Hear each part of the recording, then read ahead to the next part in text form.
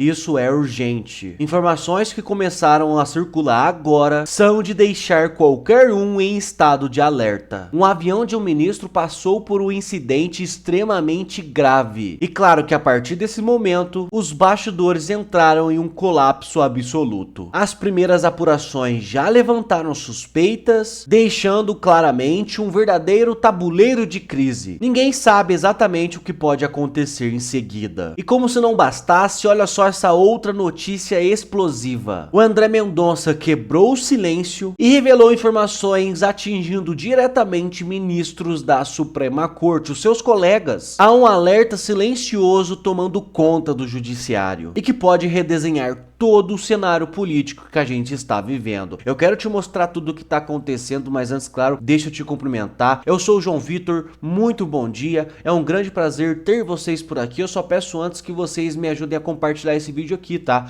Mande aí nos seus grupos, para os seus amigos, para sua família, isso é muito importante que todos entendam o que está acontecendo, tá bom? E claro, depois que você assistir todo esse vídeo aqui, você vem aqui embaixo nos comentários e se posicione. Deixa aqui embaixo a sua opinião e também comente aqui embaixo de qual cidade você fala. É muito interessante saber de qual parte desse grande Brasilzão você está nos assistindo, tá bom? E também peço para você se inscrever nesse canal, porque aqui temos notícias quentes todos os dias. Então, se você quer se manter aí bem informado do que realmente está acontecendo e do que a grande imprensa, como a Globo, não vai mostrar, você se inscreve aqui nesse canal que você vai ver, tá bom? Agora, prestem atenção nesse vídeo aqui e me ajudem a compartilhar, olha aí. Bom lembrar que um foi preso por corrupção, sentenciado por dezenas de juízes em 3 instâncias, com milhares de provas, e o Bolsonaro, a prova que tem dele é um golpe fictício em EAD, que ele estava lá nos Estados Unidos. A única forma de tirar ele da corrida eleitoral. Então, com relação às questões de ano que vem, eleição, eu confesso que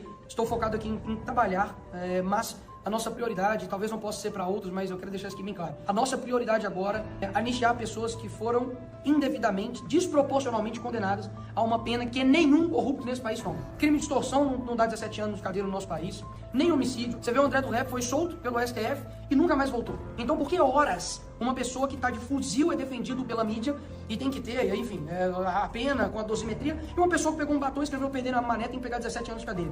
Então o brasileiro, ele não precisa de um salvador ou de uma, digamos assim, qual que é a teoria que nós vamos colocar na instituição que nós desejamos? Nós precisamos de uma mudança individual.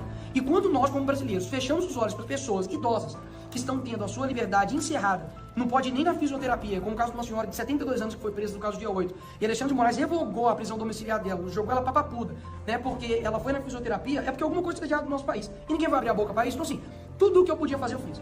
Eu fiz um documentário a respeito do dia 8, eu fiquei 6 meses na CPMI do dia 8, esclarecendo e defendendo a opinião pública. Nós estivemos na Papuda, eu visitei essas pessoas, a anistia não é um nome aleatório não, eu defendi essas pessoas, eu conheci o Clezão que foi morto, hoje tem uma família que chora sem um pai por conta da ausência do Estado.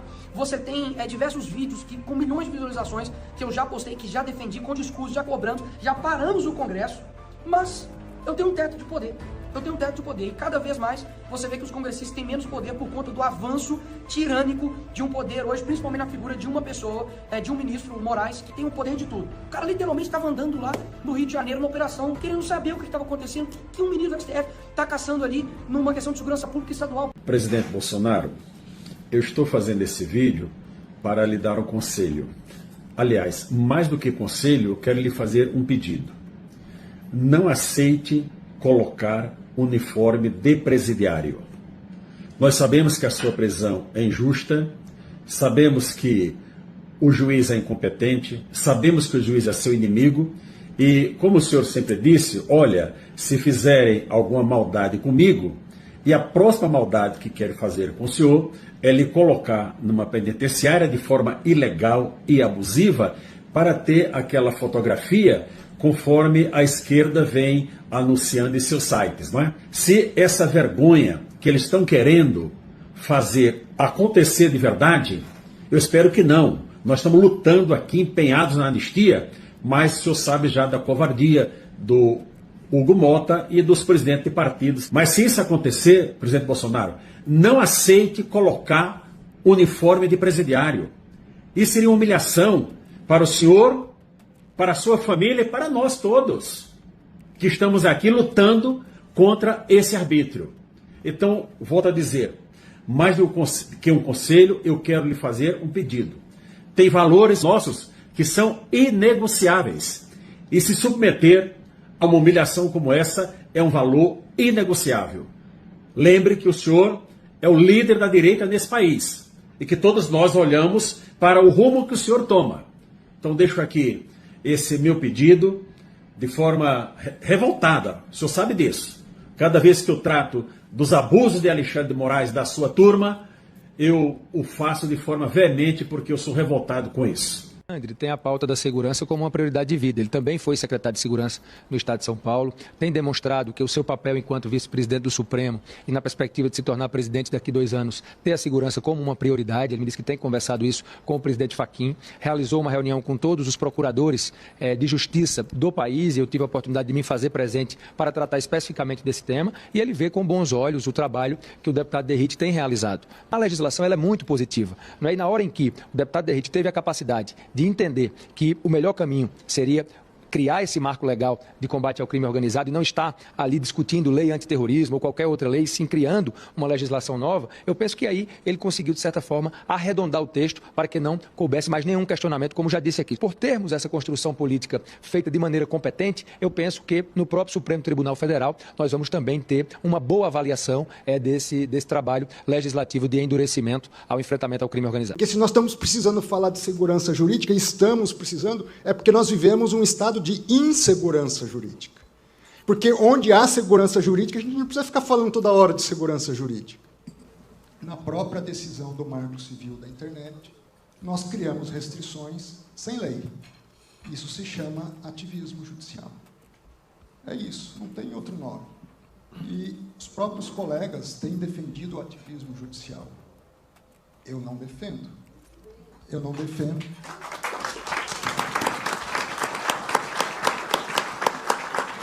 E não defendo porque a Constituição não me dá esse direito. À luz do artigo 5º e à luz do próprio artigo 2º, que coloca 3 poderes independentes e harmônicos. E onde começa o poder de um, ele se termina quando começa o poder do outro. E o poder do legislativo é legislar, do executivo é executar, e do Supremo é julgar, de acordo com o quê? Com as leis. É isso. Muito obrigado. Ministro André Mendonça. Agora a gente parte. Eu vi sua opinião também, né? Tem dado o que falar nas redes sociais, inclusive, que Moraes vai encerrar um evento do Ministério Público em palestra sobre segurança pública. A gente viu que alguns juristas estão questionando, inclusive, que esses organizadores e patrocinadores do evento poderiam responder até porque estariam apoiando aí alguém que é sancionado pela Magnitsky. Traz, por favor, aí a sua análise.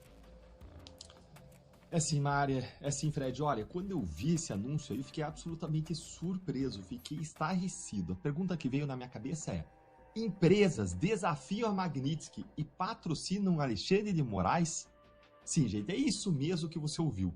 Empresas americanas, ou então empresas que atuam e que têm negócios nos Estados Unidos, como grandes bancos, patrocinaram um evento com uma palestra do ministro Alexandre de Moraes, desafiando abertamente a lei Magnitsky de uma forma escancarada. Nessa nossa análise, eu vou te mostrar 3 coisas. Primeiro, que evento que foi esse, hein, em que o Moraes palestrou? Segundo, quais foram essas empresas e como que grande parte delas está conectada aí de uma forma ou de outra com os Estados Unidos e sujeitas, portanto, aos efeitos da própria lei Magnitsky. E em terceiro lugar, eu vou responder a seguinte pergunta: todo mundo perdeu o medo da Magnitsky? O que é que está acontecendo? Bora então para o primeiro ponto, gente. A internet e as redes sociais pegaram fogo hoje com um cartaz de um evento do 26º Congresso Nacional do Ministério Público, que eu vou mostrar para você já já esse cartaz. Ele ocorreu em novembro e em que uma das estrelas foi ele, o ministro sancionado Alexandre de Moraes, que constou ali ostensivamente no material de divulgação do evento como palestrante. Confere aqui comigo aí o cartaz. Olha aí, ó. Palestrante confirmado. 26º Congresso Nacional do Ministério Público. É mole, gente. É mole isso. Vocês perceberam ali embaixo o detalhe explosivo? Vocês conseguem ver aí o nome das empresas? A lista das empresas patrocinadoras desse evento, com sancionado pela lei Magnitsky, é surpreendente. Nós vemos ali empresas americanas ou empresas que têm negócio com os Estados Unidos que jamais poderiam se envolver dessa forma em um evento com participação de um sancionado. Elas não poderiam associar suas marcas com a divulgação da imagem do indivíduo sancionado ou então dar apoio a um evento que resgata e reforça a reputação do indivíduo sancionado, o que, pela lei Magnitsky, pode ser encarado como um apoio material ao sancionado, principalmente se Moraes foi de alguma forma remunerado por essa palestra, o que a gente não sabe. Olha só o naipe das empresas que estão aí, gente. Simplesmente a Coca-Cola, uma das maiores empresas americanas do planeta, PicPay, uma fintech brasileira, mas que oferece aos clientes uma conta global em dólar e cartões Mastercard, atuando, portanto, em contato com o sistema financeiro americano. Está aí também a Febraban, simplesmente a federação que representa os grandes bancos Itaú, Santander, Bradesco. E ali embaixo também está o Banco do Brasil, a Caixa, todos, sem exceção, bancos que atuam diretamente lá nos Estados Unidos, inclusive com filiais em território americano e que dependem das suas operações em dólar para sequer funcionar um dia que seja. Todo mundo está aí, ó, patrocinando um evento que teve como palestrante Moraes, ministro do Supremo sancionado pela lei Magnitsky. E agora, indo para o terceiro ponto, fica agora a pergunta a ser respondida. Ué, o que aconteceu, hein? Todo mundo aí, de repente, perdeu o medo da Magnitsky? Ó, eu vou te contar e vai deixando aí o seu like, que não custa nada para a voz da nossa indignação chegar mais longe. Olha, gente, como não dá para acreditar que empresas desse porte patrocinariam esse evento sem saber que o Moraes seria um palestrante, só tem uma explicação para isso aqui. Essas empresas sabiam que o Moraes palestraria e simplesmente não ligaram. Mas por que elas não ligaram, Deltan? São várias hipóteses, mas se eu fosse chutar uma, e aqui eu estou no terreno da especulação, eu imagino que elas fizeram ali uma avaliação de risco entre patrocinar um evento e cair nas boas graças de Alexandre de Moraes, do STF, como empresas amigas que patrocinam esses eventos que os ministros tanto amam, e de outro lado, não patrocinar por medo da Magnitsky, ou pior, retirar o patrocínio quando descobriu que ele era palestrante e cair em desgraça com os ministros. Serem vistas aí como covardes ou traidoras pelos ministros. Gente, imagina se alguma delas retira o patrocínio depois que vê o nome do ministro dentre os palestrantes ali. A avaliação deve ter partido de uma compreensão também de que esse evento ia ficar esperançosamente abaixo do radar do governo americano. E que isso nunca, jamais chegaria aos ouvidos do Departamento do Tesouro americano e do Departamento de Estado. Mas agora que esse conteúdo aí, que esse panfleto, que esse folder aí viralizou nas redes, será que os Estados Unidos não vão fazer nada? Afinal, o poder da Magnitsky, o grande poder dela, está justamente em fazer os violadores de direitos humanos do mundo inteiro ficarem isolados.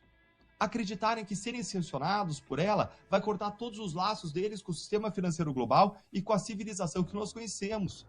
Se alguém é sancionado pela Magnitsky e segue a vida normalmente, inclusive com apoio de empresas que jamais deveriam se aproximar dele, como o Moraes agora está fazendo, então quem vai ter o medo da Magnitsky no futuro, hein? Vai ser a desmoralização da Magnitsky. Me parece que agora a bola está no campo do governo americano. Vai ficar tudo por isso mesmo? A reputação da Magnitsky como um poderoso instrumento de punição a violadores de direitos humanos está em sério. Aliás, Didi, eu tenho uma foto que eu quero começar a tratar contigo desse assunto, porque a Marinha Americana postou uma foto ontem, né, mostrando ali os destroyers e também o Geraldão, né, o Gerald Ford, o porta-aviões, além de provavelmente caças F-18 Hornet, fazendo o flanqueamento, né, e a proteção de um bombardeiro, um B-52, né, informaram então que a frota, né, passou, aliás, por anegada, provavelmente essa seja a pronúncia, e que entraram definitivamente e oficialmente no Mar do Caribe. Essa ação, mostrada por essa foto, que está na tela agora, Didi, provavelmente inspirou Maduro a cantar Imagine, não é? Bom, vamos lá. Se tem uma coisa que seu amigo Didi gosta e entende um pouco, é de material bélico, é de guerra, é de equipamento militar. Então eu poderia destrinchar algumas coisas aí dessa foto. A primeira é que não é comum você ver um B-52 sobrevoando essa força-tarefa aí do Geraldão. Isso não é comum, isso praticamente é uma foto bastante rara. Quem está acompanhando o B-52 ali, provavelmente são 4 caças F-18 que pertencem ao Geraldão, mas tem uma coisa que ninguém viu ali, Pitoli, mas que está na foto, que é um submarino nuclear que está ali por debaixo da água. E esse submarino nuclear sempre acompanha uma força-tarefa. Aonde você vê um porta-aviões americano ele será acompanhado por pelo menos 2 ou 3 destroyers e um submarino nuclear. Isso é básico, isso é o componente do dia a dia. Eu acho que sim, essa foto aí ajudou bastante para que o Maduro comece a repensar as suas estratégias em relação à permanência no poder, porque hoje mesmo, inclusive comentei na minha live de manhã, que Maduro já está em negociação com os Estados Unidos, né? Ele não tem por ele correr. Se ele não quiser passar o resto da vida na cadeia ou morto, porque a opção de Maduro é preso ou morto, não tem a outra opção, ele vai ter que negociar com os Estados Unidos a sua retirada, a sua saída do poder, e evidentemente que aí eu acho que abre o caminho para o Edmundo Gonzalez, que está exilado ou asilado, não sei direito, não sei se ele tem um asilo político, na Espanha, para governar junto com a Maria Corina. Então a única saída, a única alternativa para Maduro ficar vivo é ele sair do poder, negociar a ida dele para a Turquia, para a Rússia ou para a China, um dos 3 países que podem recebê-lo. Ele fica lá com a anuência dos Estados Unidos, né, junto com sua família, com algum dinheiro, alguns bilhões de dólares que ele roubou, mas pelo menos deixa a Venezuela livre para que a democracia volte a reinar lá. Eu não consigo ver o Maduro recusando essa oferta do governo americano de sair do poder vivo, porque as outras 2 alternativas são piores. Ou é preso para o resto da vida numa cadeia americana, ou morto, cabeça dele entregue de bandeja lá pelos marines para Trump, meu amigo. O que não seria bom para nós, né, Didi? Porque entendo eu e abasteço a minha esperança na prisão do Maduro, porque já mostrou que é um covarde, né? Entregou Noboa, é um cara que vai entregando quem está perto, né? Ele não tem nenhum problema em ser um X9, um cabetinha. E entendo que o nome de Lula pode ser, né, ali mencionado por Maduro na menor da pressão, hein, Didi? Eu concordo com você. Para nós brasileiros, é que a gente está pensando com a cabeça do Brasil, né, Pitoli? A gente não está pensando com a cabeça americana. Para nós brasileiros, o melhor, de fato, é que Maduro seja preso, né? Que vá lá uma Força Delta, um Boina Verde ou um Team Six dos SEALs, vá lá, faça uma operação, pegue Maduro, bote no helicóptero, do helicóptero vai para algum jato, ou do próprio helicóptero já vai para algum outro local lá seguro americano, e de lá despacha Maduro para que ele dê com a língua nos dentes sobre vários e vários assuntos. Claro que para a gente o melhor seria isso, mas a gente está pensando com a cabeça de brasileiro. Se você pensar com a cabeça dos americanos, que é evitar uma carnificina para o lado americano, né, se tiver que invadir boots on the ground, as tropas na terra, empresas americanas tomando conta da reconstrução da Venezuela. E quando eu digo reconstrução, não é construir prédio ou ponte que foi derrubado, não é nada disso. É a reconstrução democrática e também os interesses que os americanos têm lá nas minas da Venezuela, no petróleo venezuelano, etc e tal. Então, pensando pela cabeça americana, é melhor que esse cara assuma logo, pô. Que os Estados Unidos assumam o controle através dos seus prepostos, no caso aí o Edmundo Gonzalez e a Maria Corina, para que as empresas comecem a trabalhar lá dentro. Mas eu adoraria ver Maduro preso. A gente já tem o El Pollo, né, que iria cantar depois de amanhã, no dia 19. Foi adiado para janeiro o julgamento dele. Já pensou se os Estados Unidos conseguem botar as mãos em Maduro e Maduro resolve abrir o bico mesmo para contar tudinho de como é que ele financiou campanhas eleitorais aí pela América Latina? Seria um sonho, né, irmão? Mas todas as opções estão na mesa, cara. Tá tudo na mesa. E ninguém sabe o que vai acontecer, Vitória. Quem disser que sabe tá mentindo, porra. É verdade. Ninguém sabe o que vai acontecer. É verdade. Tá tudo aí. Pode acontecer várias coisas. E outra, só para concluir esse raciocínio, você já deve ter comentado aí aqui hoje de manhã, que é o seguinte: o arcabouço jurídico foi dado ao Trump ontem, quando o cartel de Los Soles foi tornado oficialmente um grupo terrorista internacional, o que dá a Trump uma tranquilidade para ele poder trabalhar sem sofrer alguma espécie de impeachment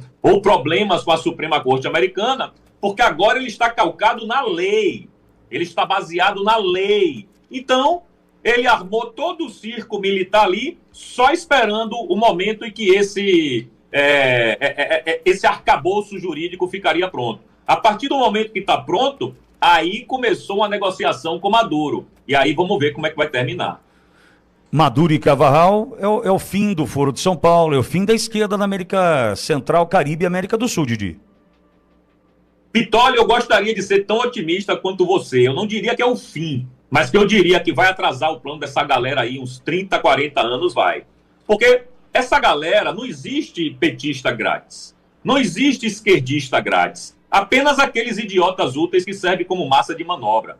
Então, quem tem mandato eletivo precisa de dinheiro para fazer suas campanhas, para se manter. E a partir do momento em que um dos maiores financiadores, que é o Maduro, através da grana suja, do pó, ele é tirado da jogada, de fato vai atrapalhar bastante aí os planos do Foro de São Paulo. Eu não sei se a gente vai conseguir ver o fim do Foro de São Paulo, mas que pelo menos botou uma grande dificuldade para que o Foro de São Paulo haja livremente em outros países. Aí você não tem a menor dúvida que eu acho que você tem razão. É porque vai estancar, né?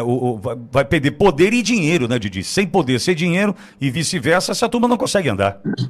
É isso, não existe petista grátis, irmão.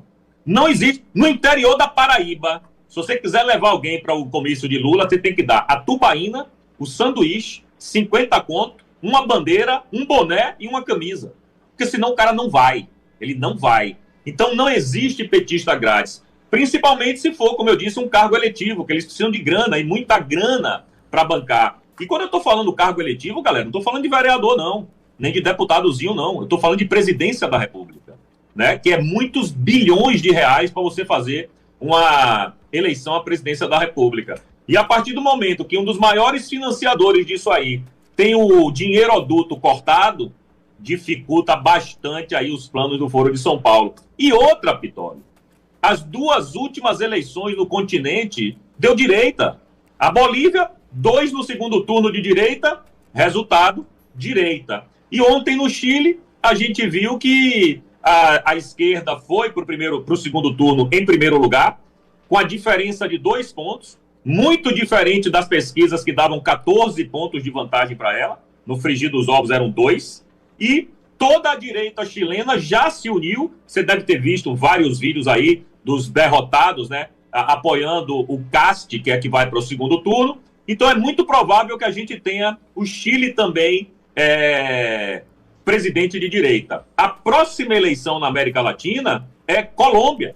E o Petro está aí, coitado, tentando se segurar até o fim do mandato. Depois do Petros, é a gente, Pitoli. Depois da Colômbia, é o Brasil. E a América Latina está, assim, de fato, dando uma guinada à direita. Isso é nítido, está todo mundo vendo.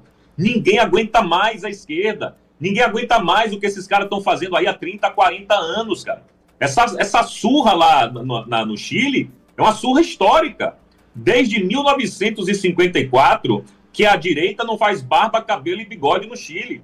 Maioria no Senado, maioria na Câmara dos Deputados, com a grande chance, eu diria, praticamente com a mão na taça para a presidência da República. Então, a direita, sim, está tomando o lugar que é devido a ela, e a gente espera que a direita faça um bom trabalho aí em todos esses países para não dar brecha para que a esquerda possa voltar, né? Então, vamos rezar, vamos rezar. Pessoal, a coisa tá feia, por isso que eu peço ajuda de vocês para compartilhar, porque a gente precisa alcançar mais pessoas para o povo entender o que realmente está acontecendo no Brasil e no mundo, né? É muito importante isso. Pessoal, olha só essa outra notícia também. Vídeo, tá? Vou mostrar para vocês já o vídeo. Avião de ministro africano cai durante visita a mina afetada por desastre. Olha só o que aconteceu. Um avião que transportava a delegação do ministro de Minas da República Democrática do Congo, Luiz Watum Kabamba, caiu nessa segunda-feira no aeroporto de Kolwezi, a cidade para onde o ministro viajava a fim de acompanhar de perto o trágico acidente na mina de Kalondo, onde mais de 40 mineiros perderam a vida. A aeronave, que havia partido de Kinshasa, capital do país, saiu da pista e pegou fogo, mas todos os passageiros conseguiram evacuar em segurança e não houve feridos. Olha só, gente, saiu da pista, caiu, pegou fogo e mesmo assim os passageiros conseguiram aí evacuar do avião às pressas, não houve feridos. Realmente o piloto deve ter feito um grande trabalho, né? Mas olha só como foi, né? Como estava lá, olha aí. Senhor! Senhor! Senhor! Senhor, donne leçon. Donne leçon, on va trouver un autre.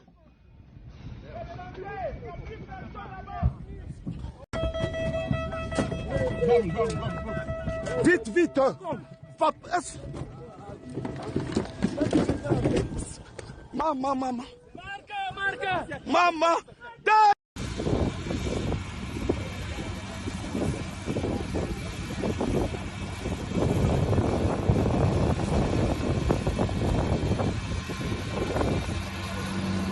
Il a bien fait au coup d'abord. Comment elle est là pour les animaux?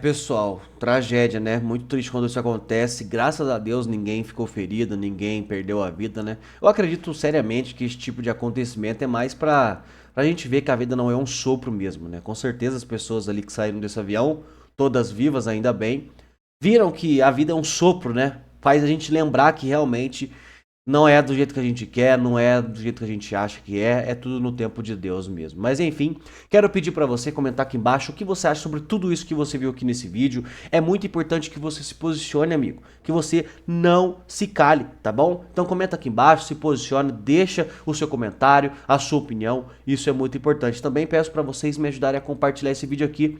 Quanto mais e mais pessoas, mais brasileiros entenderem o que realmente está acontecendo no Brasil e acordarem, porque a velha imprensa não conta o que a gente passa aqui, vai ser melhor pra gente. Então, me ajude a compartilhar, mandar para mais pessoas, tá? Por mais que as pessoas não gostem, é primeiro momento.